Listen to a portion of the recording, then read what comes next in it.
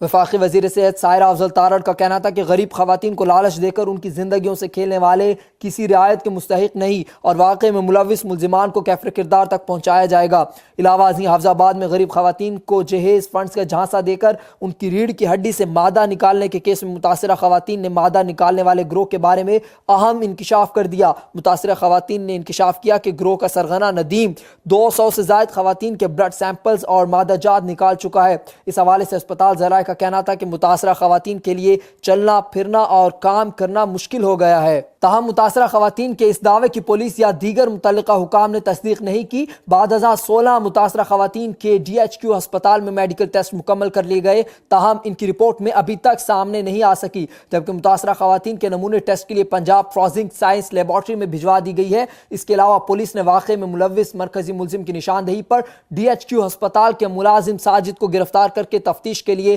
نامعلوم مقام پر منتقل کرنے کا دعویٰ بھی کیا ہے۔ بعد ازاں ترجمان حافظ آباد پولیس کے جاری بیان میں بتایا گیا کہ جہیز دلوانے کا جھانسا دے کر خواتین کے جسم سے مواد حاصل کرنے والے گروہ کو پولیس نے بروقت کارروائی کرتے ہوئے تمام ملزمان کو گرفتار کر لیا ہے۔ ترجمان کے مطابق سرفراز نامی شخص نے اطلاع دی تھی کہ ندیم نامی شخص جو خود کو DHQ ہسپتال کا ملازم ظاہر کرتا ہے، جہیز فنڈز دلوانے کا جھانسا دے کر اس کی 16 سالہ بیٹی کنیزہ کے جسم سے مواد حاصل کیا ہے، جس کے بعد اس کی بیٹی کی طبیعت ناساز ہو گئی۔ پولیس ترجمان کے مطابق واقعے کی اطلاع کے بعد SHO سٹی کی مدت میں فوری مقدمہ درج کیا گیا، جبکہ DPO حافظ آباد نے ملزمان کی گرفتاری کے لیے ٹیمیں تشکیل دے دی ہیں اور مرکزی ملزم سمیت 4 افراد کو گرفتار کر لیا گیا ہے۔ پولیس ترجمان کا کہنا تھا کہ دیگر گرفتار ملزمان میں آمنہ بی بی، عرفان اور اسلم شامل ہیں، جبکہ ابتدائی تفتیش کے دوران ملزم ندیم نے انکشاف کیا کہ اس نے اب تک 12 خواتین کو جہیز دلوانے کا جھانسا دے کر مواد حاصل کیا تھا۔ پولیس کے مطابق ملزم کے قبضے سے